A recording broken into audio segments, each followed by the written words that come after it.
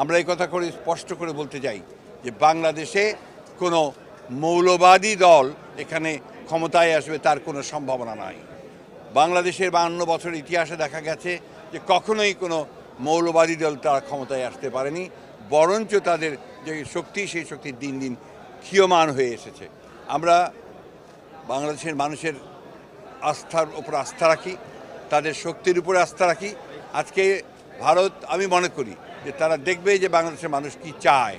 বাংলাদেশের মানুষের ইচ্ছার বিরুদ্ধে যদি তারা কোনো পদক্ষেপ নেয় সেটা হবে অত্যন্ত দুঃখজনক, এবং আমরা মনে করি সেটা বাংলাদেশের মানুষের জন্যে, এই অঞ্চলের নিরাপত্তার জন্যেও শুভ হবে না বলে আমরা মনে করি। ভারতের মতো একটি গণতান্ত্রিক দেশ, যারা গণতন্ত্রের কথা বলে সব সময়, গণতন্ত্রকে আফুল করার চেষ্টা করে, তাদের কাছে এটা অপ্রত্যাশিত যদি এই নিউজ সত্য হয়ে থাকে।